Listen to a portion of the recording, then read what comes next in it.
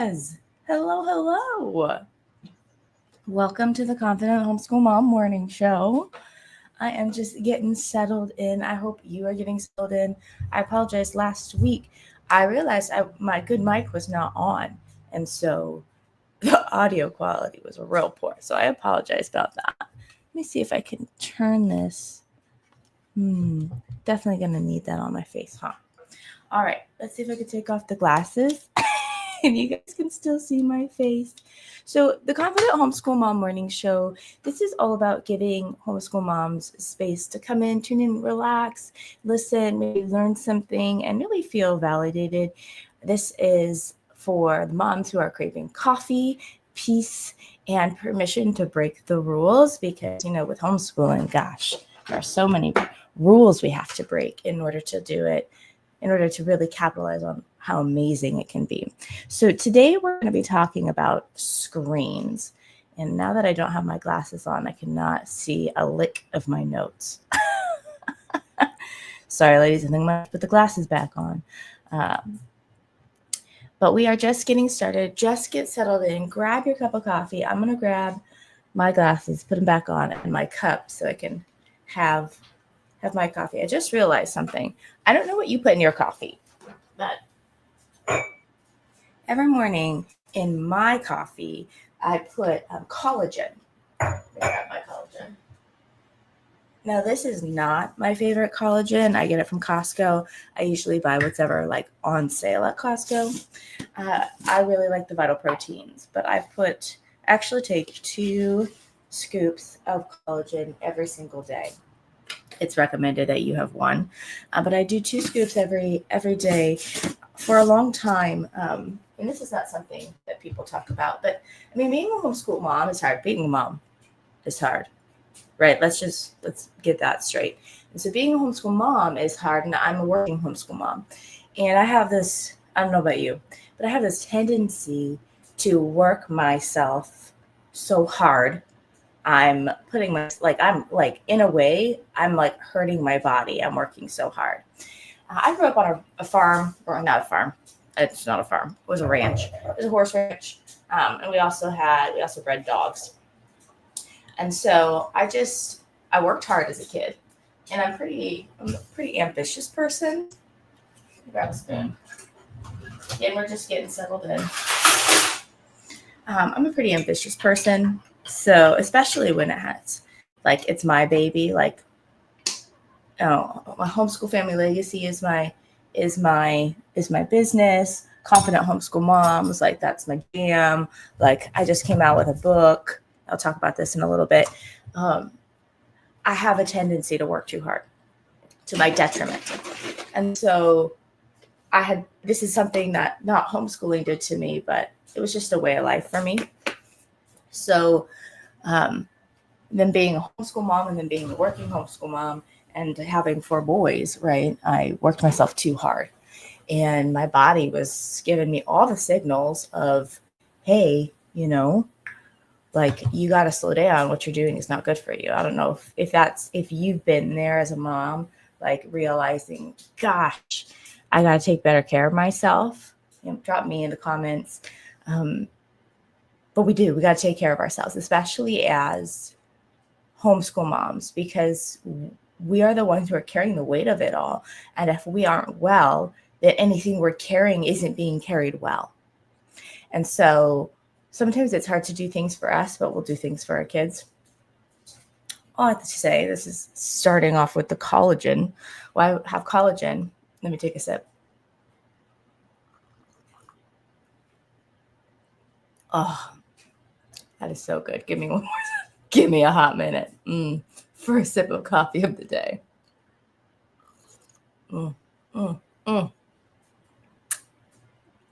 I joked last night with my son, my oldest. I said, "Oh, it's the elixir of life." And he's like, "I don't know, Mom."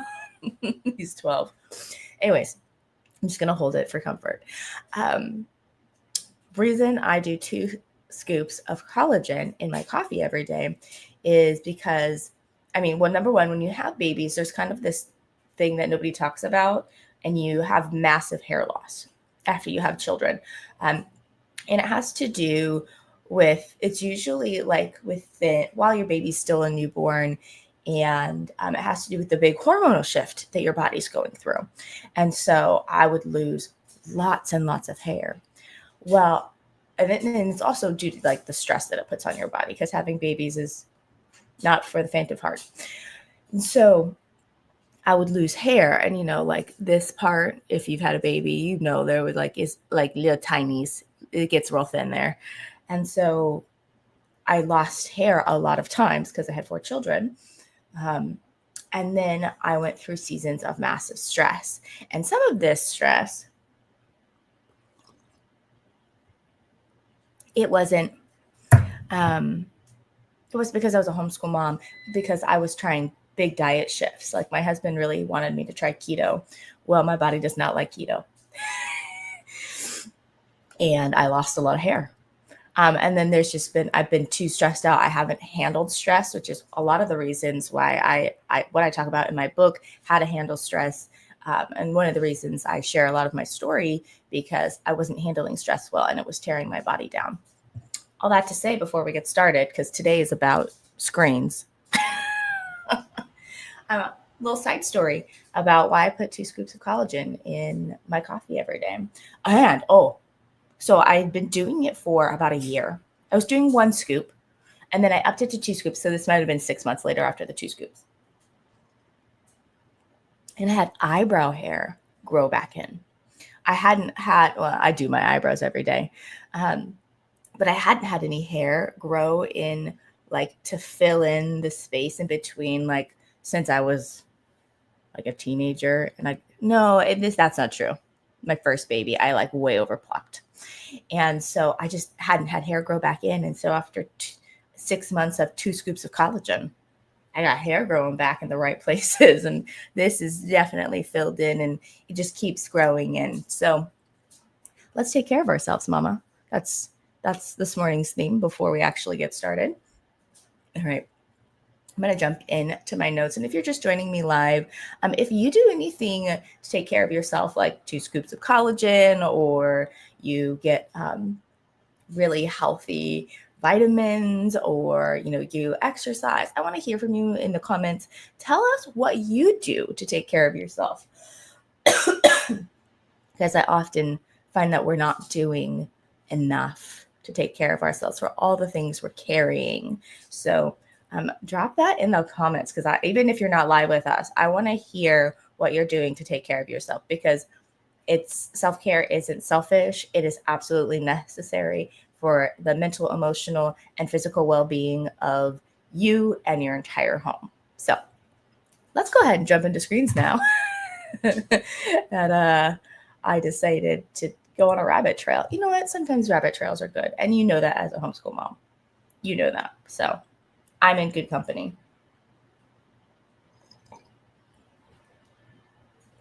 All right. So if you are just tuning in, welcome to the Homeschool Mom Morning Show, Confident Homeschool Mom Morning Show, where we crave coffee, peace, and permission to break the rules. Now, my name is Amanda. I'm a 2nd-generation homeschooler, and I have 4 boys that I'm now homeschooling. I'm also a mental health practitioner and the author of the brand new book, Overwhelmed. Oh my gosh, I am so excited about this book. We will talk about this in a little bit. But today, we are going to be talking about screens and how they can both be a blessing and a trap. And it's so easy to say yes to letting our kids have screens when we're feeling overwhelmed, right? When we're feeling overwhelmed, and there's a lot of reasons we can feel overwhelmed, but summertime, right? We are just about to head in 4th of July. It's about to be like peak summertime, right? And often with summer, there's a lack of routine and rhythm. And so your kiddos, they don't really know what to expect. And depending on their ages and stages, and they might be asking you, "Gosh, Mom, what are we doing today? Well, can I have my tablet? Can I?" Or maybe they're not even asking. Maybe they're just grabbing the tablet and disappearing. Can we do this? Can we do that? they don't know what to expect. So they have extra questions, and they tend, because they are feeling bored, and depending on how structured you are at home as a homeschool mom, if they go from structure to no structure, they may not know how to handle boredom. And when humans get bored, we look for something to entertain us. And it's very natural for children and adults to go grab a device, to go grab a screen. And so, because it instantly entertains us, it like activates all the dopamine in our brain, and we're like, yay!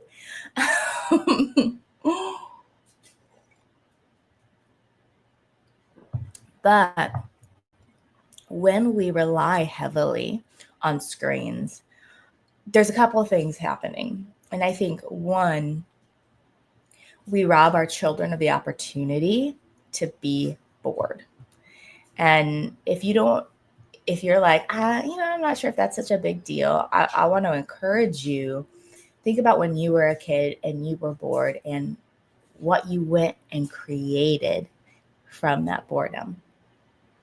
And I think nowadays, children in general, not necessarily homeschooled kids, children in general do not have the gift of boredom. And that makes my heart so sad for them, because when you get bored, your brain has space to be really creative. And when you're really creative, you're discovering things that you like and things that you don't like. And like, you discover what you're good at. So, man, that one kid, he's amazing at imaginative play. I remember I was trying to be a really good mom. And so I was spending individual time with them when they were really young. And this one kid, when I'd spend, like his 15 minutes with him, I said, okay, what do you want to do? We had some special toys we could play with that were reserved for like mommy time. But he was like, okay, it was this scenario every single time. We're on a plane to Disneyland and we go down in the Amazon. And I'm like, we live in Oregon, honey. Why are we over the Amazon when we're trying to go to Disneyland? Didn't matter. Logistics didn't matter. And so same storyline, like for months and months and months. And he'd be like, okay, so the plane goes down. I'm super strong. And I'm kind of like a cyborg. I'm me, but I've got a robot kind of body and strength. And I'm like, okay. And what would happen every time plane goes down, he'd like rescue me. And there would always be this big snake that he would have to wrestle, big python or anaconda. That's what they're called. Big anaconda that he would have to like take out. And I remember one time, like he would create like this safe little nest area for me. He's like, you stay here. And then I would watch him defeat this anaconda for me. And I remember this one time, like, I swear he was in his, like, fighting this anaconda for 5 minutes. And I was just like sitting there. I'm like, well, this is a little easy on my part as far as like being engaged in the imaginative play. And then every once in a while it would, snake would get loose and swiggles towards me. And he's like, I got him, Mom. And it's beautiful. Like, no, this is when he was younger, but because he's still forced to be bored, he still comes up with highly imaginative games. And now that he's 10, I'm starting to see the fruit of this pure imagination and this high love of literature, because my two oldest, like, they're amazing readers. So is my third born, but these guys just read a lot. Like, to the point of, guess what? Like, you're in trouble. I'm taking away your books, that kind of reading. And I want to let me know if you've had to punish your kids by taking away books too in the comments. Like, that's kind of a thing as a homeschool mom. But he reads, he loves. He loves fantasy and rich things with rich history and storylines. So I started him out in the Aragon series. And then, of course, he's been reading Lord of the Rings. And these are all things like my husband's read the Silmarillion to them and all of the Lord of the Rings, The Hobbit. But now he's doing it on his own as a 10-year-old boy. On Full Circle, this is a story about boredom and how powerful boredom is. Full Circle, now as a 10-year-old boy, when he goes to write stories, I am legitimately in awe of the depth and the understanding and the metaphors and the allegories that this kid comes up with, because he's been allowed to be bored and have this develop these amazing storylines. And so I'm certainly not against screens, and we can talk about the guilt that can come with a screen, because they are a tool, but we also need to allow our children to be bored. And sometimes when they're like badgering us, that can be really hard. And so we just need to set up some rules, some expectations, and let them know, like, between here and here, there goes is that better? You guys comment if this is better for me to leave off the light. And now I feel like I've got this weird blue haze. I want to know what you ladies think, if it's better that I leave off the light. I want warmer light. There we go. Warm light, because I'm white. So all that to say is it can be really hard to say no to screens, because when they're badgering us and they're like chomping at the bit for something to entertain them, it's easy to give them a tablet. But I really want to encourage us, because there's no shame if we've done that. There's no shame. Like, most moms have done this, right? You're not a failure because your kids like screens. Like, you show any kid a screen and they're going to enjoy it to some extent. But when we're overwhelmed and we're just looking for a break, we can't just hand them a screen. This is an opportunity, not just for them to experience boredom and creativity, because these things are really closely linked, but this is also an opportunity for us to exercise like some calming strategies for feeling overwhelmed. Now, it's not a weakness to be overwhelmed. It's like a human being. And I do believe we're like at this point in our culture where we are at a breaking point for information overload. And I want to say, like, I don't know if you feel that way. If you're like this, I just feel like there's so much information. I can't bring it all in. I can't possibly take it all in. Drop like a me in the comments. I mean, seriously, it is crazy. It is crazy. So give me a second. I don't even know where my water is. That's always a bad sign, moms. We should know where our water is, not just our coffee. I'm sure our water's over there. Then I'm fighting something off, and I can feel like water would be helpful right now. Okay, so we are peak of summer. Peak of summer. And if things feel out of control at your house, you're not alone. This time of year, with the structure either lacking or being non-existent, right? If structure's been non-existent in your house, you can say no structure. Like, that's okay. Well, let me know. Screens are a low friction way to help you relieve that overwhelmed feeling, or if you've got to get something done, right? Sorry, that's really gross. I apologize, but it was hanging there. I had to do something. Okay. So they bring relief, but also that guilt creeps in. And I don't have guilt for allowing my kids on screens. We don't have to have these summers. The expectation isn't for them to be in their watercolor journal all the time and reciting Shakespeare.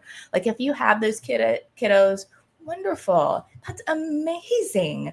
I don't want to cultivate that in my home. I ain't got time or energy for that. I mean, Midsummer Night's Dream is kind of fun, but also inappropriate for young children. So all that to say is that's not real life for most of us. For if you are a former stage actor, right, or watercolor artist, that is probably a regular thing in your home. But for the average mom, that is not. So art, we don't have to say no to screens, but we want to start using them in ways that support our values and are strategic, because they are tools. So let's talk about a little bit, like jump down in my notes so we can start setting some boundaries around screen use, because maybe you feel no guilt. And if you're happy with the way your family is using screens, great. But if you feel guilt, like I want you to put guilt in the comments, just drop guilt, because that's a real thing. And there are many reasons why we can feel guilt, but it's often because we feel out of alignment with our values and we're not creating what we actually want to create. And so it's not this shame thing, but it's like a signal to let us know, hey, something's off. It's okay that something's off. I'm just alerting you through this guilt.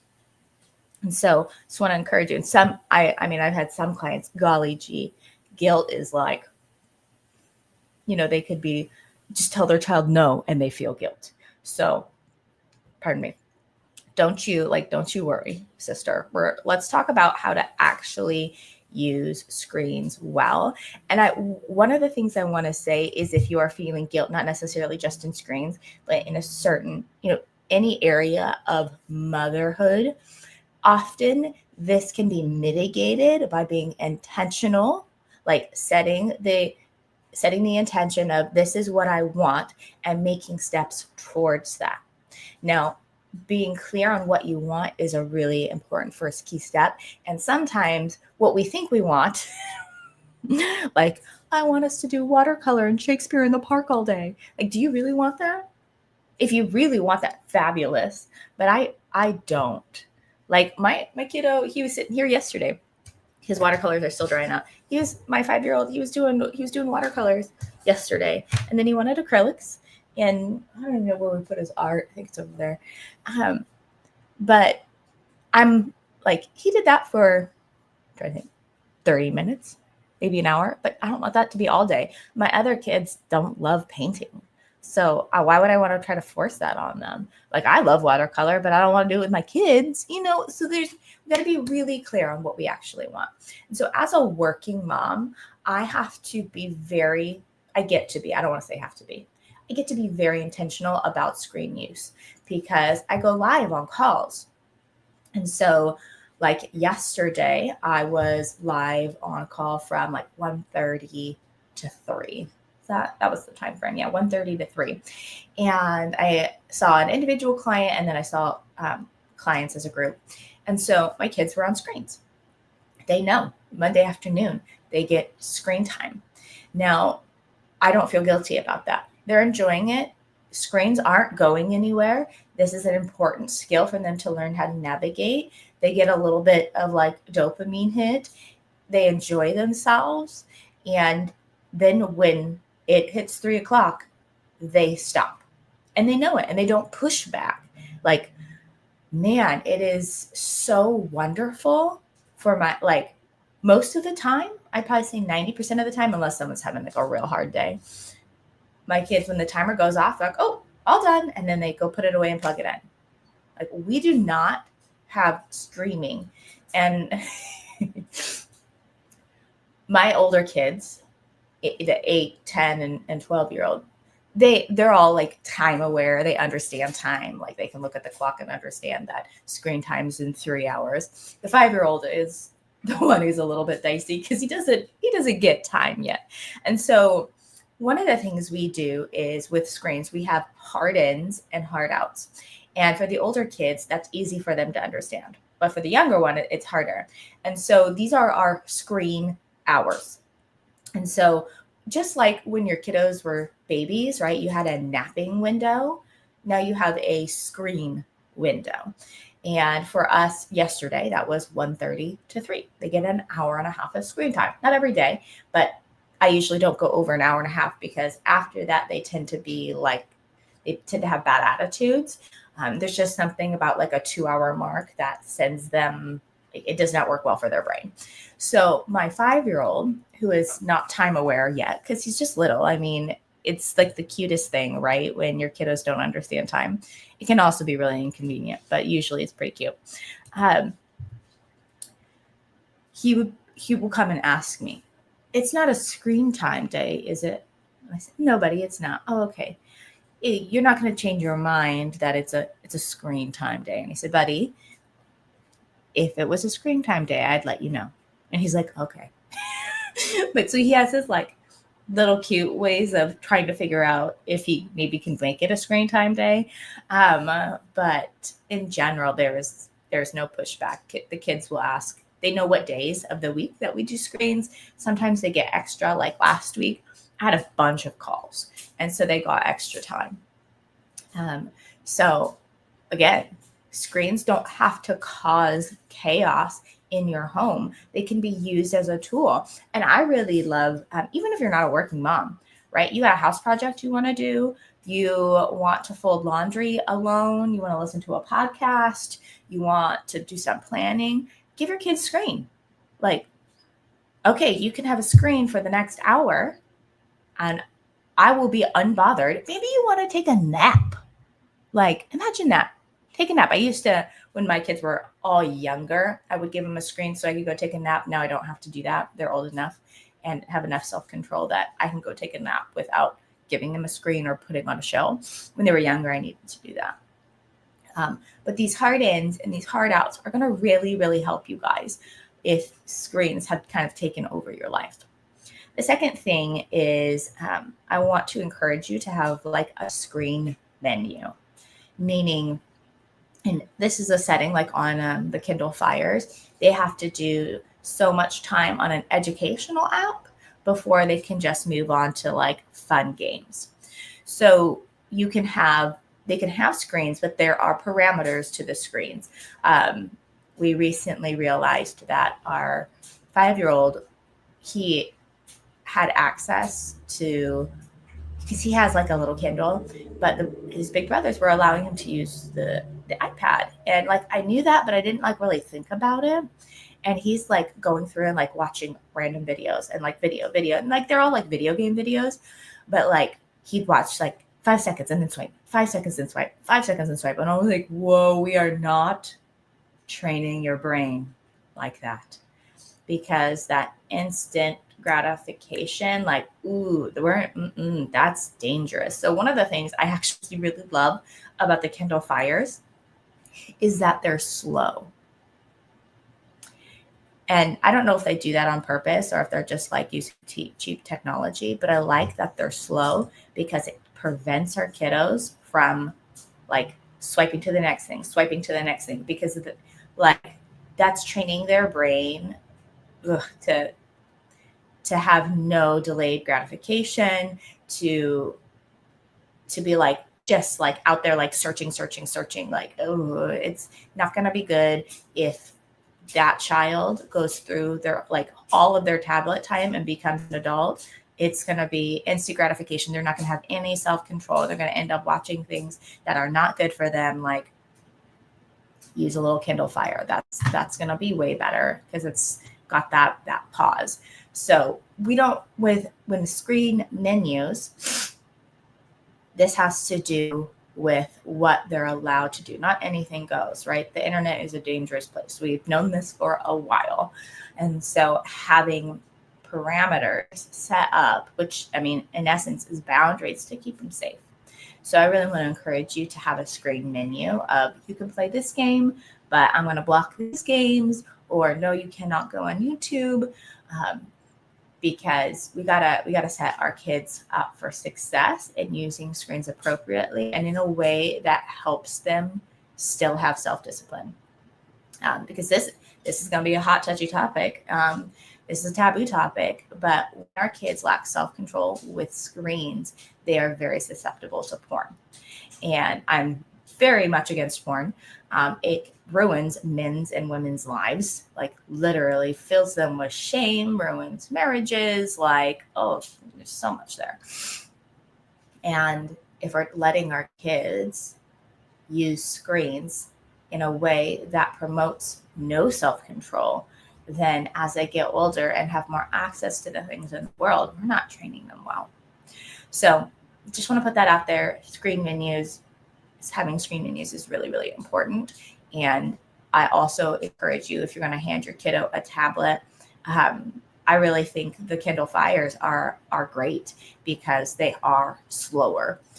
So finally, let's see here. I wanna get to, so those are just a couple of things that can help you: hard in, hard outs, and having a screen menu.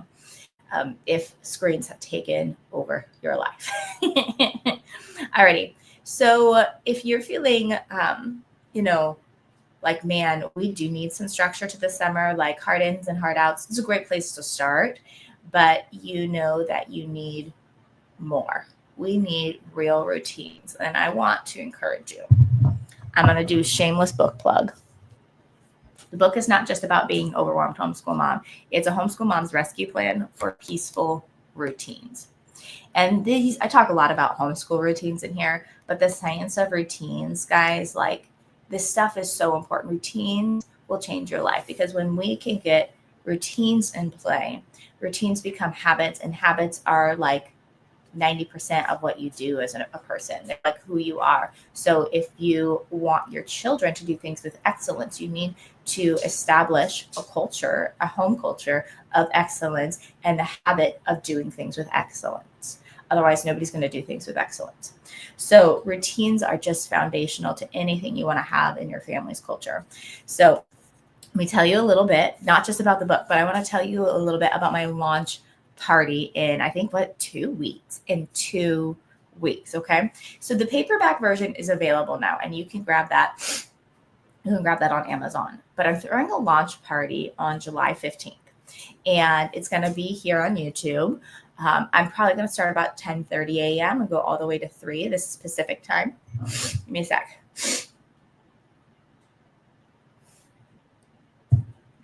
I need to blow my nose when we're all done here.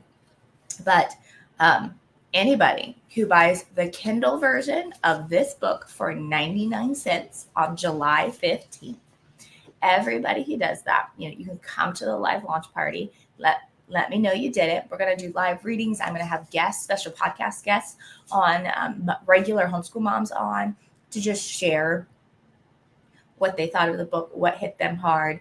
And we'll be doing giveaways. Okay.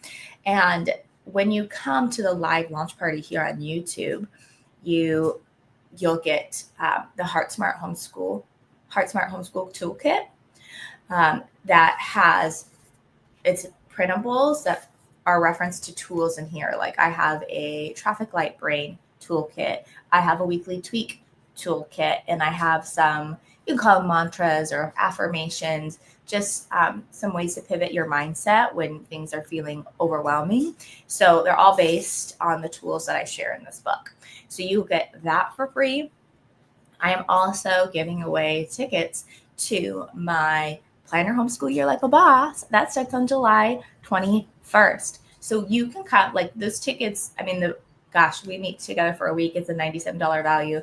The tickets are going for $7, but if you get the book for 99 cents, I'll give you a ticket to come. And actually what I teach in there is very, very much along the lines of what I teach in here. So it is a great practical application of what I go on in this. So I want to make sure, if you're thinking like, man, I have been overwhelmed, I need help planning my homeschool year, this book is going to be exactly what you need. And if you come live here on July 15th, right, I'm going to have the Confident Homeschool Mom Morning Show. It's basically going to be in the afternoon. And we're going to be live for a really long time. So I want to encourage you to come to that. I have the link for that below. The live is already set up. And so you can just hit notify me. Make sure you subscribe and come and get your free gifts for buying the 99-cent version on Kindle. Because if I can hit the top of the rankings, which I've actually already hit #1 several times in several categories as a new release, this gets into the hands of more moms.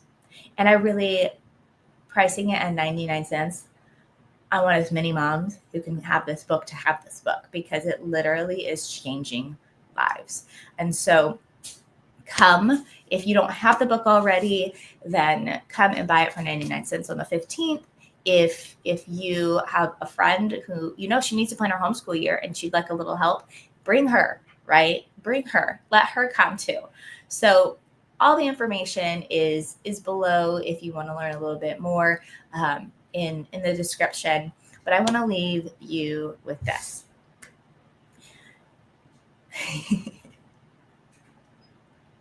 If you're feeling overwhelmed, like there's nothing wrong with you as a homeschool mom, you are a normal human being. I have not met a homeschool mom who has said, "Oh, I've never felt overwhelmed." So there's nothing wrong with you. You're normal. But how we navigate this overwhelm is really important, not just for your kids, but for you. Like I said, like 2 scoops of collagen. I need that because my body needs support, because there's a lot to navigate in this life. And so I just want to encourage you, if you felt overwhelmed as a homeschool mom, this book was written for you. And regarding screens, every day doesn't have to be a battle. Our kiddos just need a few expectations and some rules in place. And when we leave purpose, peace can come back in. But we just have to lead on purpose and be a little more intentional with the screens. And I want to encourage you, let your kids be bored. It's a beautiful thing. So I just want to encourage you there. Thank you so much for joining me. And I'd love to hear from you guys in the chat, in the comments. I'd absolutely love to know how summer has been for you regarding screens. If it's been challenging, or like, man, we've got this down, or like, now I feel like I know what to do next. I'd love to hear from you in the chat. And until next Tuesday, be the brave, brilliant, rule-breaking mama you are. And join me next week, the Confident Homeschool Moms morning show, and we'll be talking more about planning as we all start thinking about that heading into this next season of homeschooling. So I just want to encourage you, go grab your coffee, let's create some peace, and let's break the rules together.